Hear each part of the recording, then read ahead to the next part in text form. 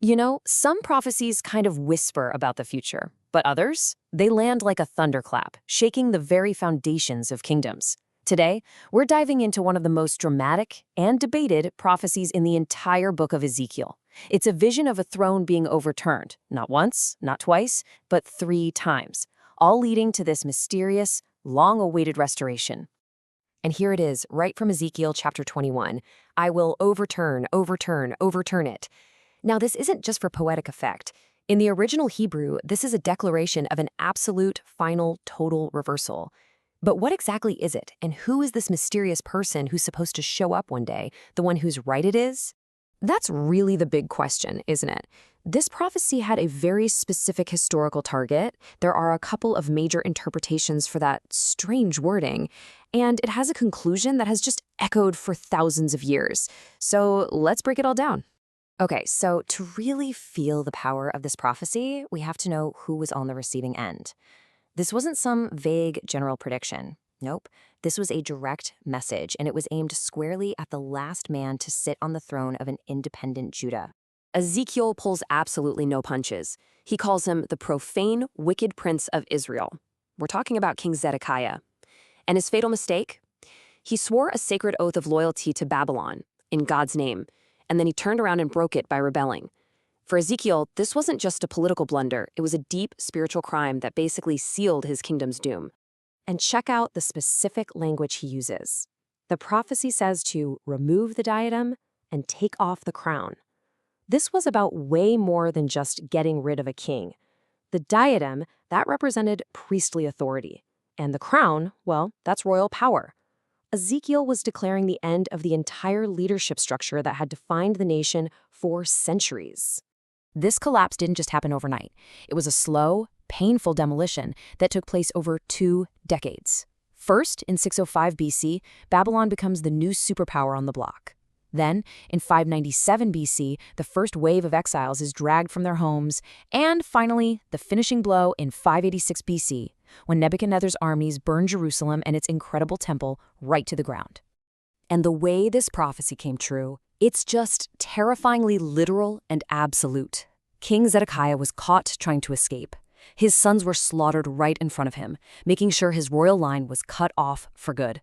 The very last thing he ever saw was the death of his own kids. Then, they blinded him and dragged him off to Babylon to die in disgrace.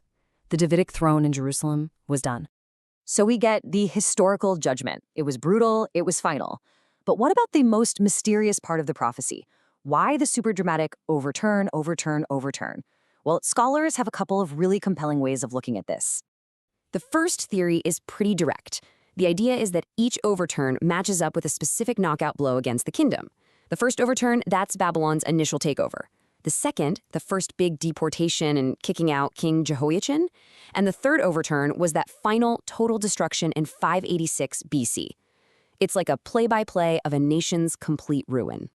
Now, the second theory, this one zooms way out. It suggests the overturns are actually about the long line of world powers that would control the land for centuries.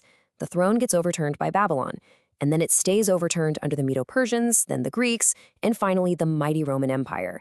So it's a prophecy about a long, dark age of foreign rule. Okay, so those are the 2 big mainstream interpretations. But you know, history is full of these fascinating detours.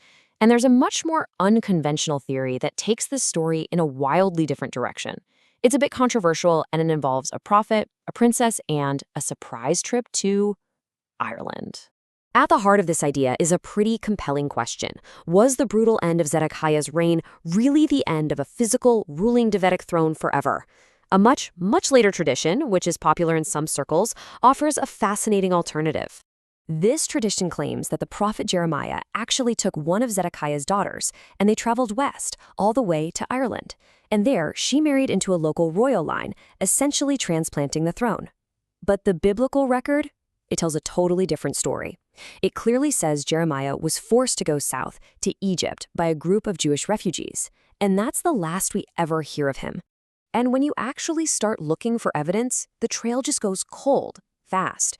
There's no support for this journey west in any early Jewish, Christian, or even early Irish records. The names and stories tied to it only pop up many, many centuries later.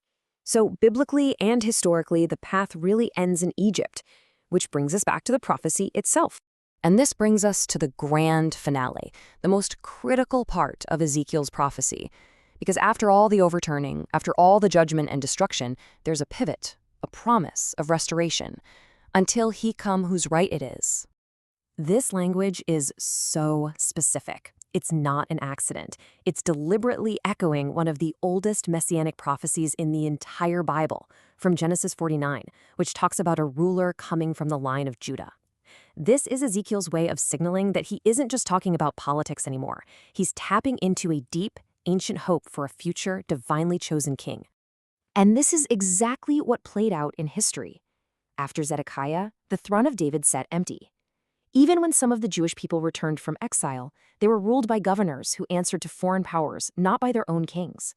The royal line as a ruling power in Jerusalem was suspended, just waiting for the one whose right it is. So who is this rightful heir? Well, both Jewish and Christian traditions have seen this prophecy as messianic for a long, long time. In Jewish thought, it points toward a future Messiah, a son of David who will come and restore the kingdom of Israel. And in Christianity, it's seen as being fulfilled in Jesus Christ, who the Gospel of Luke directly calls the heir, who will be given the throne of his father David. And that leaves us with this final, massive question to think about. Ezekiel's prophecy declared a catastrophic end, but it also promised a new beginning. It talks about a series of overturns that are all leading to an ultimate restoration under the one true heir. Whether you believe that restoration has already started or if it's still waiting on the horizon, well, that remains one of the most profound questions at the very heart of this ancient text.